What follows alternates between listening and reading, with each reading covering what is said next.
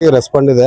ಮೊದ್ಲಕ್ಕಿಂತ ಎರಡನೇ ಟೈಮ್ ಬಂದಾಗ ಅವರಿಗೆ ಭರವಸೆ ಇದೆ, ನಾಯಕರು ಬರ್ತಾ ಇದಾರೆ, ನಮಗೆ ಸಹಕಾರ ಕೊಡ್ತಾರೆ, ಮುಂದಿನ ಸತಿ ನಮ್ಮ ಜೊತೆಗೆ ಇರ್ತಾರೆ ಅನ್ನೋ ಭರವಸೆ ಪ್ರತಿಯೊಬ್ಬ ಮನುಷ್ಯನ ಮತ್ತೊಬ್ಬ ಮತದಾರಲ್ಲಿ ಇದೆ. ಆ ರೆಸ್ಪಾಂಡ್ ನೋಡಿದ್ರೆ ಗೊತ್ತಾಗುತ್ತೆ 100% ನಾವು ಹೆಚ್ಚಿನ ಬಹುಮತದಲ್ಲಿ ಗೆಲ್ತೀವಿ ಅಂತ. ಸ್ವಲ್ಪ ಬೇಸರ ಆಯ್ತಲ್ಲ, ಅಲ್ಪಸಂಖ್ಯಾತರಿಗೆ ಸಿಗಬೇಕಾಗಿತ್ತು ಅಂತ. ಅದೆಲ್ಲ ಸಹಜ, ಪಾಪ ಅವರಿಗೂ ಕೇಳೋ ಅಂತ ಹಕ್ಕಿದೆ. ಎಲ್ಲರಿಗೂ ಪ್ರತಿಯೊಬ್ಬರಿಗೂ ಕ್ಯಾಂಡಿಡೇಟ್ ಆಗ್ಬೇಕಂತ, ನಮ್ಮ ಸಮಾಜದವ್ರು ಆಗ್ಬೇಕು ಅನ್ನೋದು ಎಲ್ಲರಿಗೂ ಆಸೆ ಇರುತ್ತೆ. ಈಗ ಅವಕಾಶಗಳು ಎಲ್ಲರಿಗೂ ಸಿಗಲ್ಲ, ಒಬ್ರಿಗೆ ಸಿಗುತ್ತೆ. ಹಂಗಾಗಿ ಈಗ ನಮ್ಮ ಕಾಂಗ್ರೆಸ್ನಲ್ಲಿ ಪದ್ಧತಿ ಇದೆ, ಯಾರು ತೀರ್ಕೊಂಡಿರ್ತಾರೆ ಅವರ ಮನೆತನದಲ್ಲಿ ಕೊಡ್ಬೇಕು ಅನ್ನೋದು ಒಂದು ಪದ್ಧತಿ. ಆ ಇದರಿಂದ ದೃಷ್ಟಿಯಿಂದ ನಮ್ಮ ಹೈಕಮಾಂಡ್ ನೋಡ್ಕೊಂಡು ಅದನ್ನ ಕೊಟ್ಟಿದೆ.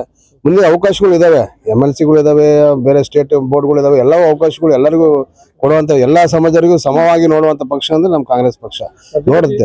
ಅಭಿವೃದ್ಧಿ ವಿಚಾರಕ್ಕೆ ಬಂದ್ರೆ ನಾರ್ತಲ್ಲಿ ಏನಾಗಿದೆ, ಅಷ್ಟು ಸೌತಲ್ ಆಗಿಲ್ಲ. ಇಲ್ಲ, ಅದು ತಪ್ಪು ಭಾವನೆ, ಅವ್ರಿಗೆ ಬಿಜೆಪಿಯವರಿಗೆ ಅವಕಾಶ ಇಲ್ಲ, ಕೆಲಸ ಮಾಡಕ್ಕೆ ಅವಕಾಶ ಇಲ್ಲ. ಫಸ್ಟ್ ಅಭಿವೃದ್ಧಿ ದೂರ ಆಯ್ತು.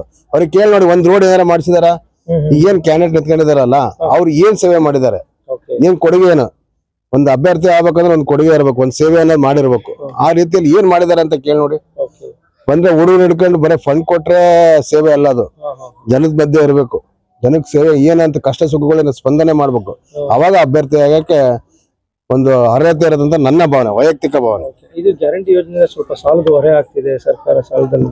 ಇಲ್ಲ ತಪ್ಪು ಕಲ್ಪನೆ. ಮೊನ್ನೆ ನಮ್ಮ CM ಸಾಹೇಬ್ರು ಹೇಳಿದ್ರು, ಏನು ನಾವು ಎಷ್ಟು ನಾವು 3.5 4 ಒಳಗಿದೀವಿ ನಾವು ಅಂತಂದು ಹೇಳಿದಾರೆ. ಆ ಮಿತಿ ಒಳಗಿದೀವಿ ಅಂತಂದ್ಮೇಲೆ ಹೊರೆಯನ್ನು ಎಲ್ಲಿಂದ ಬಂತು? ದುಡ್ಡು ಇಲ್ಲದೆ ಗ್ಯಾರಂಟಿ ಕೊಡಕ್ಕಾಗಲ್ಲ. ಅಮೌಂಟ್ ಅನುದಾನ ಇದು ಗ್ರಾಂಟ್ ಇಲ್ಲದ ದುಡ್ಡು ಎಲ್ಲಿಂದ ಇಲ್ಲದ್ರೆ ಹೆಂಗ್ ಕೊಡಕ್ ಬರುತ್ತೆ? ಅವೆಲ್ಲ ಸುಳ್ಳು, ಎಲ್ಲ ಓಪನ್ ಆಗಿದೆ.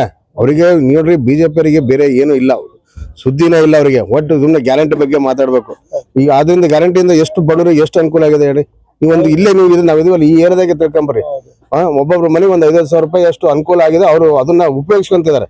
ನಾವು ತಿನ್ನೋ ಋಣ ತೀರಿಸ್ತೀವಿ ಅಂತ ಅವ್ರ ಬಾಯಲ್ಲೇ ಬರುತ್ತೆ, ನಾವು ಹೇಳೋದಲ್ಲ, ಅವ್ರ ಬಾಯಲ್ಲೇ ಬರುತ್ತೆ. ಕೊಟ್ಟಿದೆ ನಿಮಗೆ ಸರ್ಕಾರ, ಕಾಂಗ್ರೆಸ್ ಸರ್ಕಾರ ಕೊಡ್ತೀವಿ ನಾವು, ಈ ಸಲ ಅವರಿಗೆ ನಾವು ಅದನ್ನ ಋಣ ತೀರಿಸ್ತೀವಿ ಅನ್ನೋ ಭಾವನೆ ಆ ಜನದಲ್ಲಿದೆ. 38ನೇ ವಾರ್ಡ್ ಪಾಲಿಕೆ ಸದಸ್ಯರಾಗಿದ್ರಿ. ಸೊ ತಮ್ಮ ಒಂದು ಪೀರಿಯಡ್ ಅಲ್ಲಿ ಅನುದಾನಗಳು ಯಾರು ಒಂದು ವಿಶೇಷವಾಗಿ ಮಾಡಿರುವಂತ ಒಂದು ಸಾಧನೆ ಏನು ಹೇಳ್ಬೇಕು ಅಂದ್ರೆ, ನಮಗೆ ಫಸ್ಟ್ ಆಕ್ಚುಲಿ ನಾವೇ ಬಹುಮತ ಇದ್ದಿದ್ದು. ಆದ್ರೆ ನಮಗೆ ಬಿಜೆಪಿ ಅವರು ಹಿಂದಿನ ದಾರಿಯಲ್ಲಿ ಬಂದು MP ಗಳು MLC ಗಳನ್ನ ಸೇರಿಸಿ ಮೋಸ ಮಾಡಿ ಅವರು ಅಧಿಕಾರ ತಗೊಂಡ್ರು 3 ವರ್ಷ.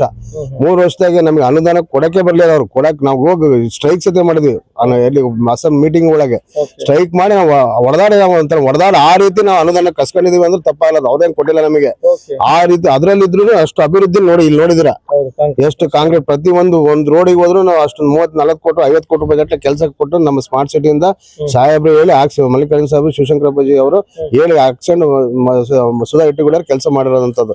ಯಾಕಂದ್ರೆ ಇಲ್ಲಿ ನಿಂತ್ಕೊಳಕ್ ಆಗ್ತಿಲ್ಲ, ಅಷ್ಟು ಎಲ್ಲ ನೀರು ಮನೆ ಒಳಗೆ ಹೋಗ್ತಿತ್ತು. ಅಂತ ಏರಿಯಾನ ಇವತ್ತು ಸುಂದರೀಕರಣ ಮಾಡಿದಾರೆ. ಅಷ್ಟೆಷ್ಟು ಹೋಗೋದು ನಮ್ಮ ಶಾಮನೂರು ಶಿವಶಂಕರಪ್ಪಾಜಿ ಅವರು ಅಂತ ಕೊಡಿ. ಇವತ್ತು ನಾವು ಎಲೆಕ್ಷನ್ ನಿಂತ್ಕೊಂಡಿದೆ, ಅವರ ಬಿಂಬನೆ ಅದು, ಪ್ರತಿಬಿಂಬನೆ ಸಮರ್ಥ ಮಲ್ಲಿಕಾರ್ಜುನ್. ನಮ್ಮ ಮೂಲಕ ಏನ್ ಹೇಳಕ್ ಇಷ್ಟಪಡ್ತೀರಾ ಸರ್ ಮತದಾರರಿಗೆ? ಏನಂತಂದ್ರೆ ಇವತ್ತು ಏನಂತಂದ್ರೆ, ನಾವು ದುಡ್ಡಿನ ಅಂಶಕ್ಕೆ ಯಾರು ಒಳಗಾಗಬೇಡ್ರಿ. ಅವರ ಭಾವನೆಗಳಿಗೆ, ಅವರು ಹಿಂದುತ್ವ,